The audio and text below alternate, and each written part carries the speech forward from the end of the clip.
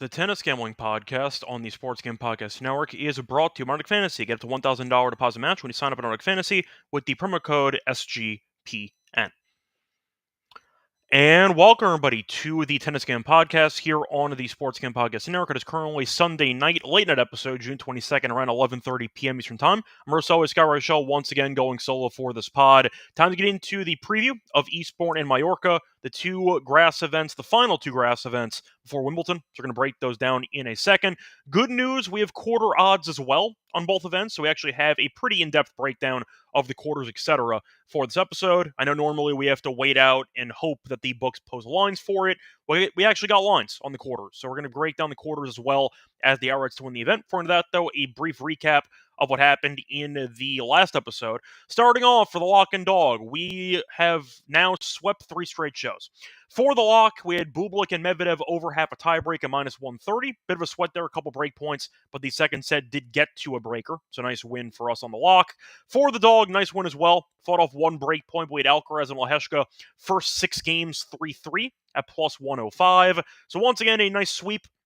Third straight episode, had a pretty good read on the last couple of rounds in those two events. So we'll try to keep it rolling here in Eastbourne and in Mallorca. But once again, 3 straight sweeps. Happy about it. We'll try to make it 4 here in this episode. Now, looking at briefly what happened for the actual matches themselves, Alcaraz did end up winning a title. We did give that out as well at plus 100.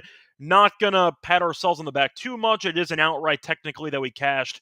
It felt pretty obvious, and he got there. A bit of a sweat with Munar and with Lehecka, each going to a pretty competitive match that ended up going 3 sets apiece. But still, Alcaraz won again in London, plus 100, and we'll see how he looks in Wimbledon as he tries to defend his title. By the way, nice job getting the job done there for plus 100. Bublik, though, ended up winning his second title in the event, as he won in straight sets against Medvedev.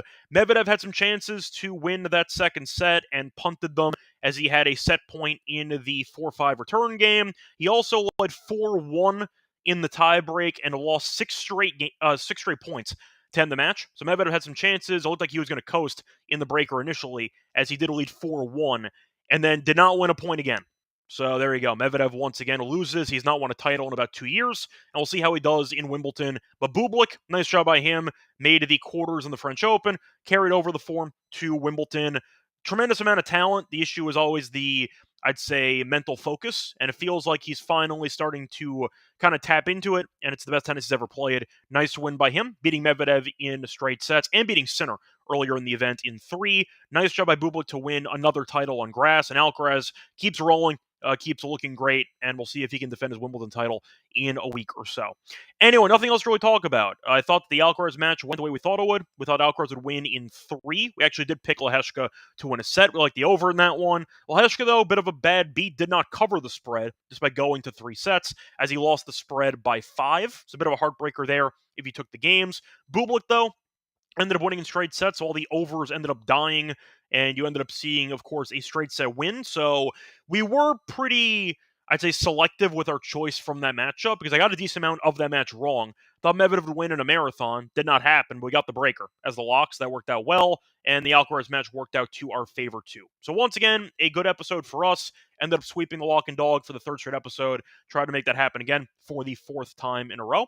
Now, before we get into the actual preview of the 2 events for the upcoming week, a brief reminder: you can support the show by liking, subscribing to YouTube, and a reminder you can also leave a rating and a review on Spotify or Apple. So if you listen to the podcast in live stream format, video format on YouTube, that's fine. Don't forget to like and subscribe. And a reminder, if you are listening to the podcast on audio only on Spotify or Apple, that's fine too. Don't forget to leave a rating and a review, though, to help the show grow.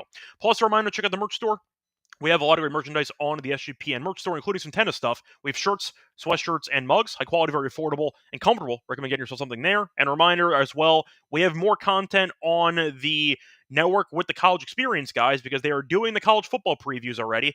I know, it feels pretty early, but when you're breaking down every single team in the FBS, it's going to take some time. So if you want some college football previews for teams, check out the college experience, where Kobe and Moneyline Mac preview every single FBS college football team. You don't want to miss it. So check that out as well. Now, time to move on into the preview of the events here in Eastbourne and in Mallorca. So before we get into that, though, a brief look at the comment section. I see Big Chief being new to the channel. Welcome. Hopefully you've enjoyed the show for the last few days, and hopefully you enjoy the content. Also, I see Danny stopping by. Nice to see you again, Danny. If you are in the comment section, you can leave a message. I'll read it. If you have a tennis question, I'll answer it too. You know the drill, but if you are new, I know we finally got over 1,000 subscribers. We're at like about 1030 at the moment. So if you are new, comment whatever you want in the comment section in the live stream, and I'll read it. So there you go. Point is, though, time to move on into the event in Eastbourne. Now, for this event, this is basically the Fritz Invitational because he's won it multiple times. Fritz won it last year, beating Purcell in the final. To be honest, I had no recollection of that match at all. I just did not remember it whatsoever, but Fritz did win in I believe it was straight sets in the final. Cerundolo ended up beating Paul the year prior. That one I do remember because there were a bunch of rain-delayed matches, and it was chaotic trying to fit all the matches in, but Cerundolo did eventually beat Paul, I believe, in 3 sets in that one. Fritz beat Cressy. You saw Dimenauer beat Sonego, and I'm going pre-COVID. Fritz did beat Query in the final as well. So Fritz, once again, has won this title 3 times, but he has never defended his title. He's always had a gap year in between. So keep that in mind. Fritz, though, is trying to win his 4th title in Eastbourne. We'll see if he can get the job done in this event. Now, once again, a reminder, we have quarter odds. So we're going to break down the quarters. Starting off with the first quarter, you have the Fritz quarter at -110. Giron's at 5-1. Fonseca is at 6-1. Berg's at 750. Caboli's at 8-1. You have Fernley at 9-1. And Darderi at 25-1. Now, Fritz, I will admit, has a pretty tough quarter. You're looking at him having a bye in the first round, then the winner of Bergs, who made a final and lost to Diallo, but still having a decent grass season, and Fonseca, who has not done much on grass, but he's still dangerous no matter what surface you're playing on. So not exactly a great draw there for Fritz. Then you either have Caboli, Fernley, Giron, or Darderi, probably the winner of the Fernley and Caboli match. So not the best draw for Fritz when you're looking at the competition in that area. Fonseca in the second round, and then Caboli potentially in the quarters. Not ideal, I'll put it that way. Now, having said that, I do think I am going to take Fritz anyway at -110. I do think, even though we saw Fonseca look pretty good in his last grass event, did lose in the 3-set marathon to Caboli coincidentally, I do think Fritz being a multiple-time champion with the great serve on grass and with Fonseca also not having the most grass experience, Bergs in theory could beat him. I think Fonseca's going to win, but I do think you can make an argument that Fonseca is still overvalued in the market because he really is not the kind of guy who has shown much on grass in the past. So based on that, I'll go with Fritz at -110. 3-time champion, great serve, won a grass title a couple weeks ago. Yes, he did flame out against Moutet immediately last week. It was fresh off a title. I'm fine with it, actually. Gives him about a week off. Think he'll look fine enough in the quarter for this one at -110. But I'm not going to go with him by himself. I'm going to ignore some other guys. I'm going to skip over Giron. I don't think he's played that well recently. Fonseca has no value, having to beat Bergs, then Fritz, and then Caboli potentially after. Same with Bergs, not enough value for the matchup there in the first round. Caboli, though, and Fernley have some value. If you think either guy could beat Fritz in the potential quarterfinal matchup, Fernley has been pretty good recently, but he's actually never made it to an ATP semi. That was his first ever quarterfinal last week, and he eventually did lose to Leheshka in straight sets. But Fernley has been good. Just don't think he's, I'd say, good enough to actually pull off the Cinderella run to the semi here. I'll go with Caboli at 8-1. Thought he played well last week in Halle. Did end up losing a competitive straight set match against Zverev. Did beat a couple of solid players on grass. Fonseca, he ended up beating, and I think that he's still a talented player. He's won multiple titles this year, so he's been in very good form. Those were on clay, but still ended up beating Arnaldi in the French Open, beat Cilic, lost to Zverev twice. So besides Cilic, he's actually been in good form. He beat Rublev in Hamburg. His, I'd say, current form, ignoring Zverev, he's been on a pretty good winning streak. And in Halle, beat Fonseca, beat Chapo, and eventually did lose a tough match to Zverev in Zverev's home country of Germany. I like his form. I think 8-1 is a good price for a guy that I think should end up beating Fernley, and I think that Caboli is in a good spot to keep his good form rolling. Zverev is not in his section, not in the event, so I think the path is actually decent for Caboli by comparison for the price. Give me him as well at 8-1 for my second choice for the first quarter. Moving on To the second quarter, this is going to be a bit more open. Mensik is the favorite at plus 150, despite not having much grass success in the past. Opelka is at 333. You have Fekina at 350. You have Vukic at 5-1. Duckworth at 12-1. You have Sang at 16-1. And Lofthagen. The two guys have no chance. Sang and Lofthagen, no chance at all. Now, for the actual draw itself, the draw for Mensik's not bad. He would have Opelka in the second round. I think Mensik's a bad matchup for Opelka. We know Opelka can't return to save his life. Mensik is tall. He can get returns in play. It would probably be breakers in a hypothetical matchup there in the second round. But I do think that Mensik is a better player, obviously, than Opelka. I'll go with him for the draw. The thing is, once again, it's a pretty weak quarter. The second lowest odds, Opelka, you could argue, is not even the greatest grass player on his, I'd say, career resume, despite having an elite serve, because he can't return. So I think Mensik is in a good spot here, actually, at 150. Fekina is interesting at 350. Problem is, he really has not played that much recently. In fact, I don't believe he's played since the French Open. So I think that he might be a little bit cold, not really known for being a great grass player. He's fine, but the fact is he was supposed to play in London, ended up dropping out, and then he was going to Eastbourne. Now he's facing off against a lucky loser, I believe, in the first round. So once again, I think it's basically a bye in the first round. He really should beat Sang, but I don't think he's good enough on on hard court. Or not even, sorry. Out of these, I think his worst surface is grass. I think he's better on clay and hard court compared to grass, and I think Mensik would do enough to beat him. So if you want to go for Fekina, you can at 350. I'm not going to. I think Mensik has value of plus 150. I'll take him there. But I know Mensik is not the greatest grass player based on his career. Still very young. His game should translate well to grass with the serve and the forehand. But I will go with a guy who's been in really bad form lately, been better recently since the transition to grass. I will go with Vukic at 5-1. Now, Vukic is in the same half section there of Fekina. He does have Duckworth in the first round. Both of them are qualifiers, but Vukic, I thought, looked a bit better in qualifying. I think Vukic is a better player, decent favorite in that first round matchup. His serve, though, can be dangerous on grass, and I do think that Fekina might struggle against that serve in the second round. Vukic, though, I think can make it interesting. 5-1, if he ends up facing off against Mensik in the hypothetical quarterfinals. Could be another matchup featuring breakers, and if that's the case, I think Vukic has a bit more experience on grass compared to Mensik. 5-1, I think it's a pretty good price. If he beats Duckworth, I think he has a decent chance of beating Fekina as well. Would he be favored in that matchup? I actually don't know. I think you can make an argument that Vukic could be a close dog to Fekina, but I don't see a big spread on grass. So based on that, give me the 5-1 on Vukic for the second choice for the second quarter. Moving on to the third quarter. Before we actually get into the third quarter, mine are brought to you by our sponsor, which is, of course, MyBookie, because MyBookie is a place for every sport. They have the MLB, they have WNBA, they have golf, they have football futures. They're also available to notifications. Use crypto for easy deposits, lightning fast payouts. When you sign up though for an account, use code SGPN to get a 100% match up to 1K. Terms and conditions of MyBookie.ag, promo code SGPN. We're also brought to you by Circa, because Circa is still hosting their Ultimate Financial Experience for a 12-person league in Vegas to draft their team to be treated as VIPs for this day. You get a limo ride from the airport, a 5K tab from Stadium Swim, and a hotel stay for you and your 11 league mates. You can always get 50% off everything, Circa Properties, with the code SGP15. And a reminder, last chance to enter the Circa Ultimate Fantasy Football giveaway. Enter at sportsgambling.com/Circa. That's how you enter the free contest. Welcome back, everyone, to the Tennis Scam Podcast. Finished going through the first two quarters in Eastbourne. Time to keep it rolling with the third quarter. This one should also be pretty open. Humbert is the favorite at plus 175.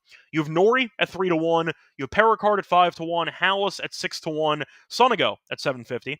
Moroza 9-1. And Bellucci at 12-1. A pretty solid quarter in terms of depth. I don't see any real superstars in the quarter. We know that Humbert has upside, but he's not really been in great form for the last couple of months. Of course, he is better on grass than clay, so he should pick it up at some point. But you're looking at a pretty competitive quarter from top to bottom. Now, for this immediate section, I do think you can argue that there is going to be some value on some long shots. If you want to go for Hallis, for example, if you want to go for even Bellucci as a super swing there, you can make a case for a decent amount of guys in the quarter if the draw breaks correctly for them. Now, I am going to take Humbert. I do like the buy aspect, which I think is needed when you have such a crazy quarter, and you're looking at Morozin and Sonego, two guys that can be solid on grass, but they're also very streaky, and I think Humbert's consistency will eventually extract enough mistakes from Sonego or Morozin. That could be a three-set marathon as well, so I do like the rest advantage there for Humbert. And I did mention before that it could be a pretty difficult quarter to predict.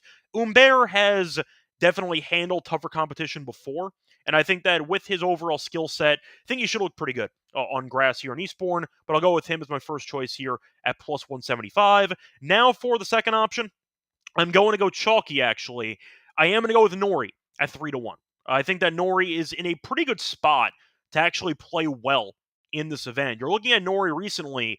He looked fine. We know that he's a former Wimbledon semifinalist. He was able to make a pretty respectable run in the French Open, played one match against Mensik in London, went to a third set and lost. But Norrie, historically speaking, is a solid grass player, and I do think Perricard, who's had a really rough go of it recently, I think it's a bad matchup for Perricard because we know the unforced error issue is definitely present, and Norrie's the opposite. He'll keep the ball in play as long as possible. Perricard, though, has been playing some poor tennis recently. Don't mind the draw there. I think that Halles could be interesting, but I do think that Norrie should be a difficult matchup on grass anyway, based on the actual, I'd say, rallying consistency that he possesses. So I don't mind going for value. I think Norrie has some value at 3-1. I know Perricard could be intimidating, but the form has not really been there. I think Norrie's consistency will eventually force enough mistakes from Perricard where he'll be able to find some openings, get the job done in this one. Give me Norrie at 3-1 as my second choice for the third quarter. Moving on to the final quarter, this is the Tommy Paul quarter. Now he's plus 140. You have Bublik at plus 187, Kekmanovic at 550, Borges at 9-1. Evans at plus 1,000. You have Jones at 16-1 and Comasagna at 22-1. Now, for the record, Bublik's off a title. There's a 0% chance he's playing this event. 0. So if you want to go based on a long shot value, Bublik is technically supposed to face off against Comasagna right now. So if you want to make the argument for Comasagna and make a case for a 22-1 shot, who had a pretty underrated run in Wimbledon last year, I don't hate it, I'll put it that way. Would I pick him to win the quarter? No. Is 22-1 the right price? No. Because Bublik, if he drops and gets replaced by a lucky loser, Comasagna's odds should plummet because he has a much easier matchup in the first round. Bublik, though, won a title, a pretty important one in Halle. Why the hell would he show up in Eastbourne? He's not going to play, so I do think Comasagna, you could argue, has some value if you want to go for the updated draw gamble at 22-1. Will he win the quarter? No. But I do think for CLV, if you want to make the argument for it, it makes sense. If you want to take a slight flyer on Comasagna, I'm not going to do that, though. For the draw, I like Paul's draw quite a bit. I think the quarter is kind of a joke, to be honest. He has a bye in the first round, then Evans or Kekmanovic, which could be tricky, but Paul, I think, is a solid player. Did make the final here a couple years ago. And Evans, we saw have a decent run there in London, lost to Nakashima in straight sets. He's been streaky for the last couple of months, and I think Paul's better.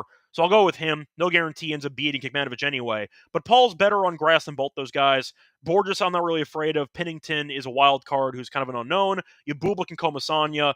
There's definitely a path for Comasagna to make it into the quarterfinals. So 22-1, I actually don't hate. I might add that to the card. I actually think that for the price point, there's an argument to be made, especially if Bublik ends up dropping out. So actually I'm going to add Paul and Comasagna to the fourth quarter options. Will I pick Comasagna to win the quarter? Realistically, Paul should beat him, but you might end up getting a good hedging opportunity midway through, or if Paul gets upset, you might end up getting a pretty decent draw. But he was good in Wimbledon, and the fact is, once again, his section is Borges, who's not very good on grass. You have a relative unknown wild card British kid in Jones, and then you also have, once again, an opportunity for a lucky loser if Bublik does drop out. So I like the draw quite a bit for Comasagna. At that price, it's insane. 22-1 I like, and I like him as a player in general. I'll go with him as my second choice for the fourth quarter. Moving on, though, to the outrights to win the actual event. For the odds here, you have what is a pretty interesting, I'd say, collection of favorites, because you have Fritz at around 330, Paul's at 550, Bublik's at 6-1, Mensik is 8-1, Umber's 10-1, Fakina's 14-1, Pericard's 16-1, Nori 16-1, Giron 18-1, Berg's 20-1, Opelka 20-1, Fonseca 20-1. You have Kekmanovic 22-1, Hallis 28-1, Arnaldi 28-1, Fernley 40-1. You kind of get the point. If you want to go for the super duper long shot, you have Kaboli 80-1. You have Comasagna at 250-1. Now, am I going to use those prices? Probably not, because you can shop around and find better numbers. Now, I am going to go pretty chalky for a couple of guys, but I did leave the door open for a Cinderella run, or at least based on odds, because it is the final event before a Grand Slam for the entire field here. So you always have to wonder if players will be fully invested mentally and physically in the event, or are they looking ahead, trying to stay fit? Maybe they'll even retire in a match to make sure they're fully healthy for significantly more prize money in the Grand Slam coming up in about a week or so. So keep that in mind. You tend to see a couple of unexpected winners in the events right before Grand Slams. So keep that in mind. I am going to go with some long shots in, or at least I think some intriguing options for the outrights here. Now for Fritz, said before, multiple-time champion. Do I like the price? Honestly, not really. I think his draw kind of sucks for him. I think it's a tough draw. A buy, then Fonseca or Bergs, then maybe Kaboli, same half as Mensik as well. It might sound crazy because Fritz has won it 3 times. I'm passing on Fritz. I just don't see enough value at that price for that draw. If you want to take him, that's fine. I did take him to some degree to win the quarter. So at least if he ends up making a decent run, we do get something in return. But I don't like the draw. Fritz, we know, can be very good in general. He could also suck in general. And the issue is trying to find which tournaments he actually shows up for and which ones he no-shows. And it was on full display for the last couple weeks, winning the title in Stuttgart and immediately losing to Moutet on grass the week after. So based on that, I'm going to skip Fritz. I don't like the price and the draw. So with that combination, I'll go elsewhere. Now for the second choice, for the outrights, you do see Paul at around 6-1. I will take that at 6-1. Said before, his quarter is a joke. The only quarter where I took one guy by himself, that was Paul. By Evans or Kekmanovic, then either Borges, Pinnington, Bublik technically, who will drop out, and Comasagna. So you have a bunch of unimpressive options mixed with Paul, who's a former finalist here. Hell yeah. Give me Paul at 6-1. I love that price. I love the quarter play.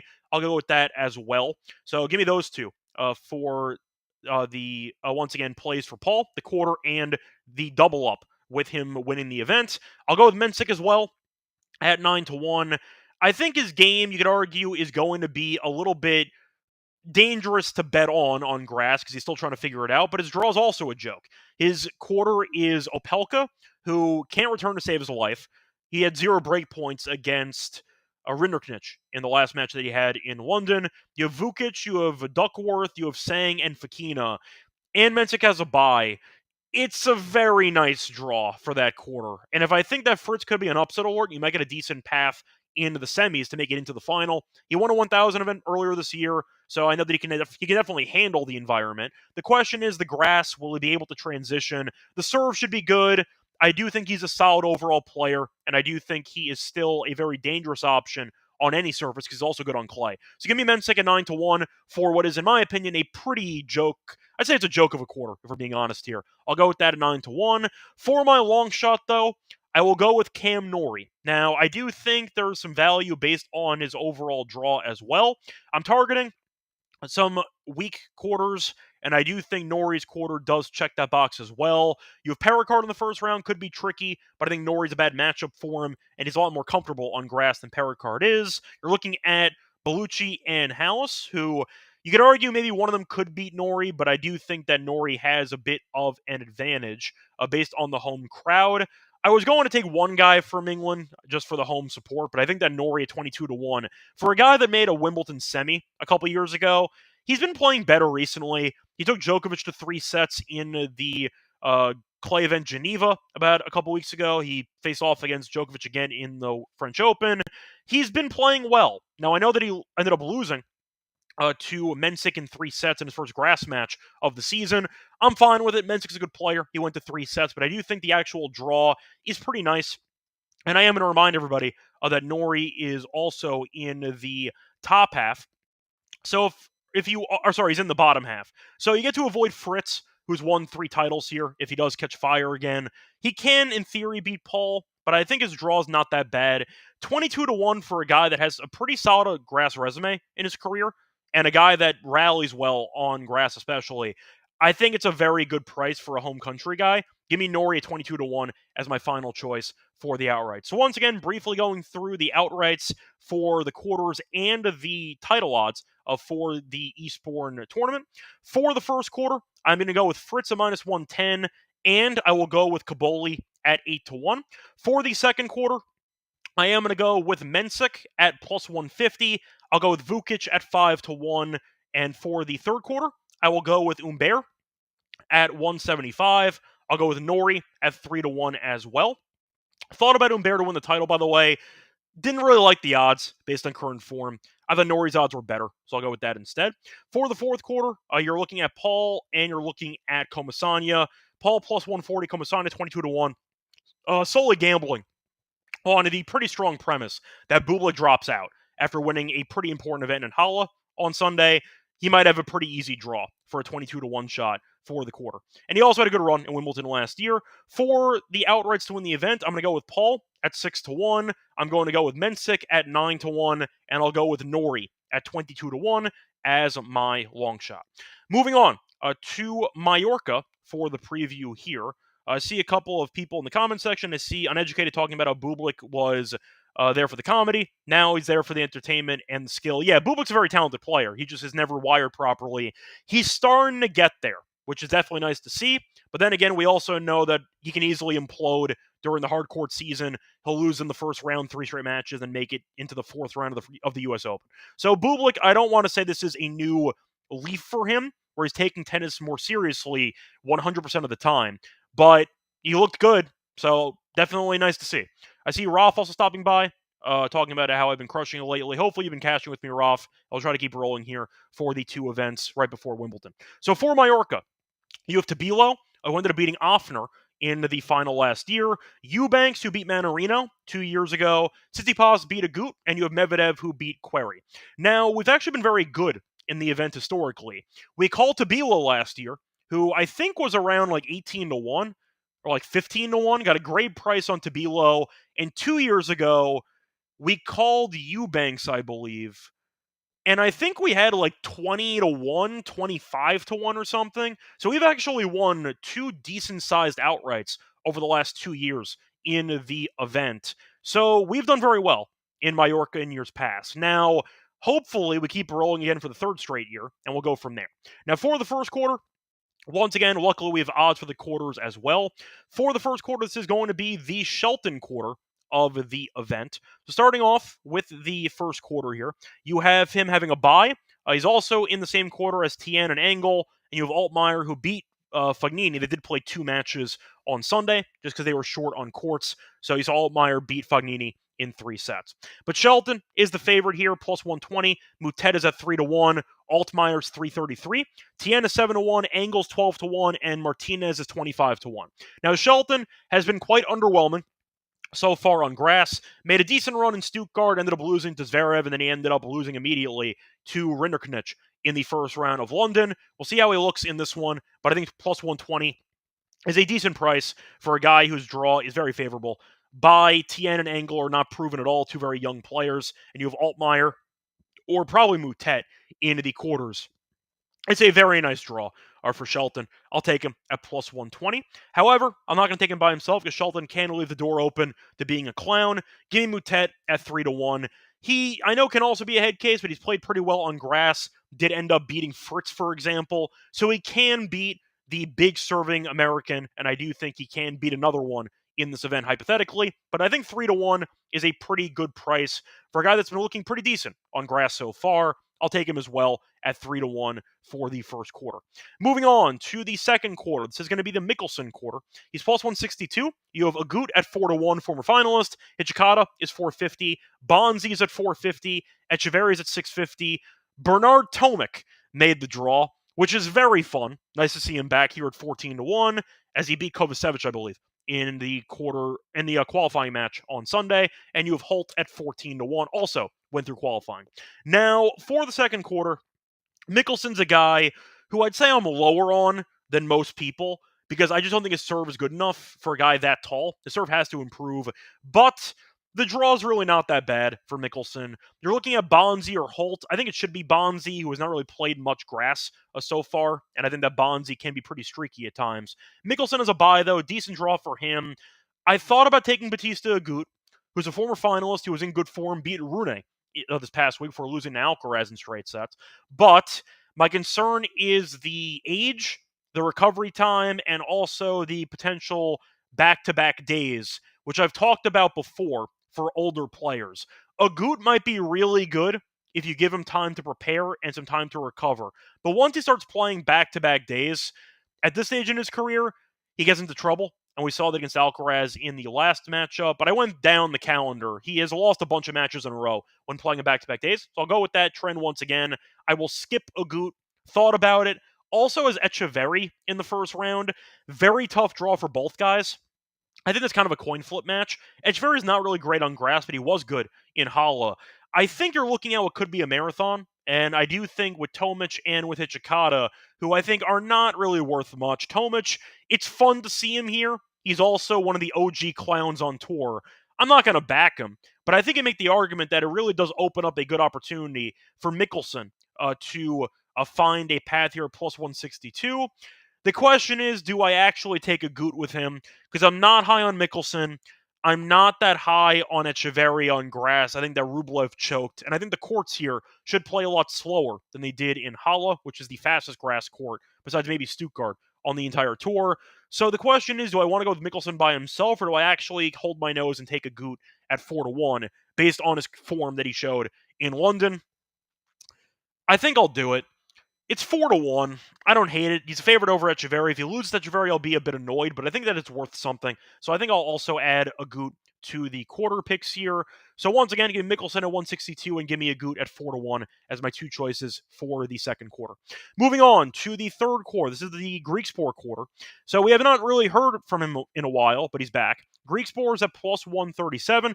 Diallo is at 225. De Gier is at 375, who did end up beating Boo in the first round match on Sunday. Quinn barely got by Capriva in qualifying today. Munar's at 750 off the marathon loss to Alcaraz, and you have Ugo Carabelli at 18-1.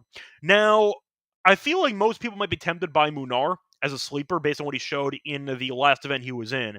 However, I need to see a bit more sample on grass, and the draw's not great. Taking on Diallo in the first round, he did win a grass title a couple weeks ago. Diallo did not look great in the last event, went to 3 against Harris, then got killed against Leheshka, but that loss aged pretty well because Leheshka made it to the final and took a set off of Alcaraz.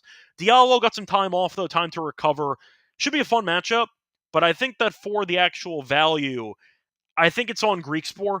He's in the same half of the quarter as Quinn, who did not look impressive at all against Capriva in the matchup on Sunday in qualifying, and Ugo Carabelli, who is really not known for grass at all, and he lost to Opelka in straight sets a couple weeks ago on grass, or about a week ago or so. So no grass resume for Ugo Carabelli, who's a clay court specialist. I think it's a great draw for Griekspoor. Great serve. He can rally. He can volley. You know my thoughts on him. He's a very solid player. Might get some breakers involved in his matches, as always, but I do think there's some value at plus 137. I'll take him. Nobody else thought the quarter was pretty weak. I'll go with Griekspoor at 137. Thought about maybe taking a flyer on Munar, but once again, the draw is not great against Diallo than De Gier, so I'll pass on those guys. Think that immediate part of the quarter is a bit difficult. I'll capitalize on the buy Quinn and Ugo Carabelli section of the quarter instead. Give me Griekspoor by himself at plus 137. Moving on to the fourth quarter. This is going to be a tough quarter, at least based on some talent here. You have Felix at a plus 110. So Fulwin at 5-1. You have Rinderknech at 5-1 off a pretty good run in London. Medjedovic at 550. Basavaretti at 850, who went through qualifying. Mueller at 9-1, who actually had a decent, I can't even say decent grass season, but overall, I'm going to give him a pass for Halle. He showed up and played Bublik in the first round. Yeah, Bublik won the entire tournament, so not really Mueller's fault. He just ran into a buzzsaw in the first round of that event. And De Zoomer at 20-1, who has no chance and got injured against Herbert a couple weeks ago on grass and retired. De Zoomer has no chance. So for the fourth quarter, For the draw here, Felix as the favorite. His draw is not great, but not terrible. Rinderknech could be dangerous if the serve is on, but after making a deep run in London, I kind of expect Rinderknech to crash a bit in this event. Should beat the Zoomer. Felix should beat him, though, so I think Felix should win that one. The other section of the draw is interesting because Moore, Safulin, Bosavaretti, and Medjedovic are all pretty volatile players, and I do think with the youth involved with a couple of those guys, you might see some unpredictability, and if one guy made a deep run, it would not really surprise me. But the point is, I do think Felix has to be played at plus 110. I'm not a Felix guy, you know this, but I do think his draw is pretty nice. Rinderknech had a pretty deep tournament run to the quarters, and I feel like Felix should beat him in a hypothetical matchup there. Give me Felix at plus 110. But for the top half, Medjedovic has not been very good. You're looking at Bosavaretti, who went to qualifying, but do I trust him to beat Felix in a match here? Probably not. The serve's not good enough. Mueller, who could be decent on grass, or Safulin. I'll take Safulin at 5-1. His serve can be dangerous. He's decent on grass. I think he can make some noise, and I think that 5-1 is a decent price for a guy that's actually played an ATP final before. I think you're looking at, once again, it's mostly me not wanting to trust Felix by himself. So I would have taken Felix alone, but I wanted to take something in case Felix ends up self-destructing again. Give me Safulin at 5-1, who I think out of the four players I mentioned, Medjedovic, Bosavaretti, Mueller, and Safulin, I think he's the best player on grass out of those four. So I'll take the long shot option there at 5-1. Moving on to the outrights to win the actual event. For the odds to win it, you have Felix at plus 400 or so. Shelton is at around 400 as well. Mickelson is 8-1. Diallo's at 850. Griekspoor's 9-1. Moutet is 12-1. Altmaier is 16-1. Safulin is 20-1. Agut is 20-1. Rinderknech is 20-1. Medjedovic 22-1. Bonzi 22-1. You kind of get the point. Now, I do want to point out, even though I said before that this is usually the type of week where you go for long shots because you're expecting a lot of the top-end guys to look ahead to Wimbledon. The problem is with the tour nowadays, with Sinner and with Alcaraz dominating every Grand Slam, I don't think anybody on tour thinks they can actually win any of these events. I think it's mostly Sinner and Alcaraz who are just dominating the tour. A little bit of Djokovic in there, and Zverev who thinks he can before choking every time, and Medvedev who has made some deep runs in Grand Slams before eventually choking. I feel like the star guys should be, I'd say, focused for this event as a chance to get some, I'd say, important grass matches under their belt and also trying to win a title, since Wimbledon will not be happening for any of the guys in this field. But even though I am not the biggest fan of Felix, I did swallow my pride. I took him at 430. The quarter I thought was too weak. If he gets by Rinderknech, he really should cruise through whoever else is in that quarter. He's in the same half as Griekspoor, which could be a bit tricky, but I do think him being at around plus 430 has some value. I'll go with him there. I did go Shelton as well at 470, who's burned us a couple of times. I get it, but his quarter is absolutely hilarious. He has a bye, then Tien or Angle, then Altmaier or Moutet. It's tough to find a better draw than Mickelson or probably Agut in the semifinals. I mean, what more do you want from a draw at 470? I'll take Shelton as my second choice, and last but not least, give me Griekspoor at 9-1. I think Griekspoor is a good enough player on grass to, I'd say, make some noise and beat Felix. He can beat Shelton in theory. I think that he's a guy who has a very, very good serve. The returning could be problematic, but the fact is he did win a grass title in Den Bosch 2 years ago, so he has won a grass title before. 9-1's a great price. The quarter's pretty favorable, has a bye, then Quinn or Ugo Carabelli. He avoids Diallo, Munar, or De Gea until one of them make it to the quarters. I love the draw for Griekspoor. I think it's a great draw. I'll take him at 9-1 for my final choice of the outrights on that one. Anyway, so once again, the picks for the outrights in Mallorca, the lock is going, or sorry, not the lock, sorry. First quarter, I'm going to go with Shelton at plus 120, and I'll go with Moutet at 3-1. For the second quarter, I am going to go with Mickelson at 162, and I'll go with Agut at 4-1. For the third quarter, I'm going to go with Griekspoor by himself at plus 137, the only guy I'm taking by himself in the quarter. And for the fourth quarter, I will go with Felix at plus 110, and I will go with Safulin at 5-1, just in case Felix implodes. So I'll go with that as a long shot flyer towards the end. For the outrights to win the event, I will swallow my pride and go with Felix at 430. I will go with Shelton at a 470, and I will go with Greek Sport at 9-1. Let's go wrap it up, though. For the hours, now it's time for the lock and dog picks of the first round. Before we get to that, the reminder, they're brought to you by our sponsor, which is Underdog Fantasy, because they are doing their Underdog Best Ball Mania, which is happening all summer long, giving away $15 million in prizes, including $2 million to first place. No waiver wire, no arguments about trades. Best Ball is the best way to play fantasy football. Underdog's also a great place to play Pick'em. And a reminder, you could also sign up for your new account with the code SGPN to get a special big and a first-time visit offer up to 1K in bonus credits. Underdog Fantasy promo code SGPN. We're also brought to you by Rhythm, because you've heard us talk about Rhythm before. They dropped a game-changing feature called Power Trends. Edit the patterns. Rhythm's models have consistently have a high ROI. They also are available in locations, and a reminder that you can use it on the App Store. Once again, from basically anywhere, you could use the Power Trends, which are updated every day, exclusive to Rhythm. No touts, no noise, just clean it back picks. Download the app, check out Power Trends, start betting smarter. And a reminder, you can try it out for a week, but it's a 7-day free trial. Go to sportsgame.com/RATHMM. Welcome back, everyone, to the Tennis Game Podcast. Finish going through the outrights in Eastbourne and Mallorca. Time to move on into the lock and dog picks.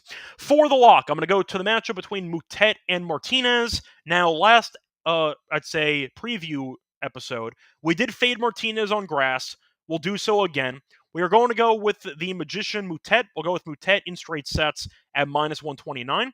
Moutet's been playing pretty well lately. Did lose to Fernley in 3 sets, but he won 3 of his last 4 grass matches, beat Fritz, which is good to see, who was off a title at the time. Martinez, though, same exact bullet point as last week with an updated stat. Martinez has really not succeeded in grass ever in his career.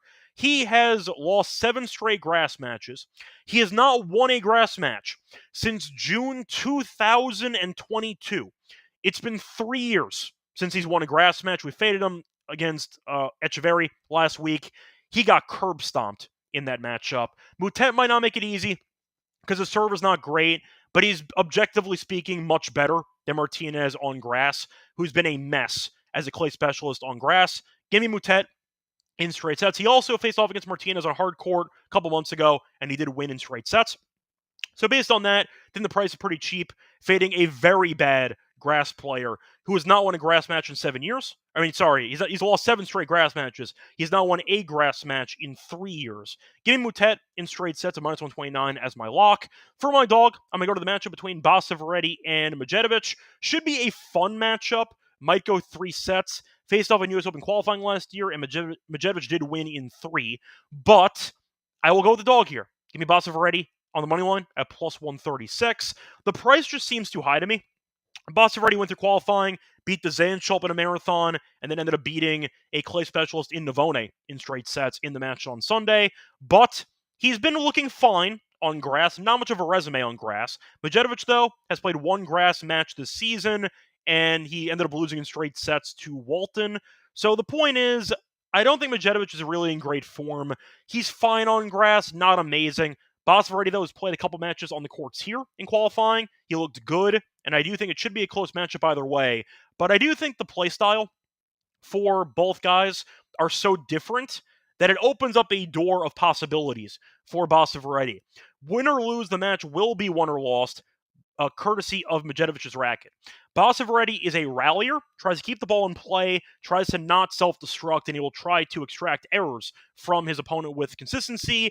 That's exactly how you can beat Medjedovic, who can be a head case at times, does self-destruct, can easily punt points away with really no pressure at all. And Basaviretti, who has been successful in qualifying by standing on the baseline, keeping points long, and trying to wait out errors, that can work against Medjedovic. So I do think this price is pretty big for Medjedovic, who has not done much on grass this season. A guy has not done much at all this season. And for a guy that has a lot of unforced error issues in the past, the serve is much better for Medjedovic compared to Basaviretti, which can be the equalizer. So if the serve is on, he might have some problems in return games. But I do think Basaviretti has proven he can handle the firepower on grass, as he was able to make it into the main draw here.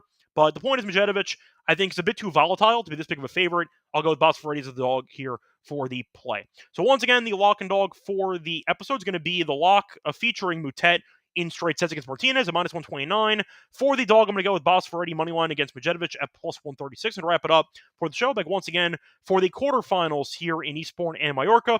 Till next time, good luck to all of you and all of your bets.